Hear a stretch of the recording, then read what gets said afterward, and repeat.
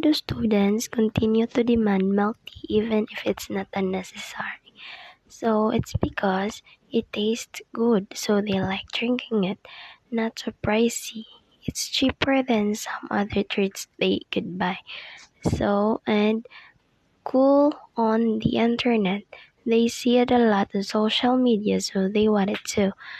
These are some reasons why students continue to buy milk tea. What non-price factors influence milk tea consumption? So, besides the price, the factors that influence milk tea consumption is first is brand name. If everyone knows and likes the brand, more people will buy it. Good stuff inside. If the milk tea is made with tasty and good quality ingredients and have fun toppings, people want it more. Next is money matters. If they have more money, they can buy more milk tea. And then the last one is how often they buy. If they already buy milk tea a lot, they are more likely to buy it again. The graph shows how many cups of milk tea students want to buy at different prices. So the line goes down from left to right.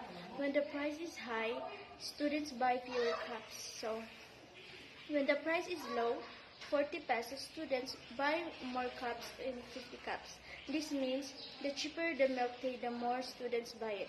And the more expensive it is, the fewer cups to buy. So in part B, consumer choices. So how does the concept of utility explain why students are willing to spend on milk tea?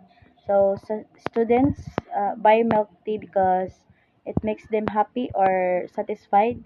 So this happens is called utility. So even though it's not something they need, they get enjoyment from it. So they're willing to spend their money on it on it. So the concept of utility refers to the satisfaction or happiness a person gains from consuming good or service. So students are willing to spend on milk tea because it provides them pleasure, refreshment, or social enjoyment. So, part B, consumer choices. So, number two is if you have a 100 as a daily allowance, what trade-offs would you face between milk tea and other expenses like food or transportation? So, if I have a 100 as my daily allowance, buy milk tea would mean giving up other expenses like food or transportation. So, I would need to decide between my cravings or saving for essential needs. So, with a daily allowance of 100, spending on milk tea means you have less money for other essential like food or transportation. The trade-off is choosing between the enjoyment from milk tea and meeting basic needs or saving for other things. Part C, critical thinking. Number 1. If milk tea prices rises further, what possible substitutes might the student choose? So if the milk tea become more expensive, student can buy some affordable drink like juice, coffee, or soft drink that they can save their money and to satisfy their cravings. Number 2. How do social media affect student consumption of milk tea?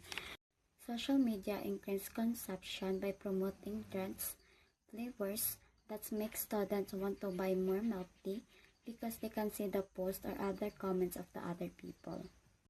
In part C, critical thinking, in number 3, do you think the milk tea craze will last for many years, or will it eventually decline? The given number is the milk tea crazes may last for a few more years, but is include decline once new drink trends appear or consumer look for higher and chapter alternatives. So the explanation in my own explanation, these trends do the last forever. The word craze means something that become become very popular for a certain time. So, like many food and drink trends, the coffee, jelly, first shake, the milk tea is popular now, but people taste change over the time. Why it can last for a few years? Milk tea is tasty and has become part of youth culture and social gathering. So why it might decline? So the decline is new drink trends. Eventually, sometimes new like fruit teas, smoothies, or other beverages. So milk become more popular. In my short definition, the milk tea might be less than more years, but include fade when people find new drink trends or start losing whether healthier and cheaper option. So that's all. Thank you.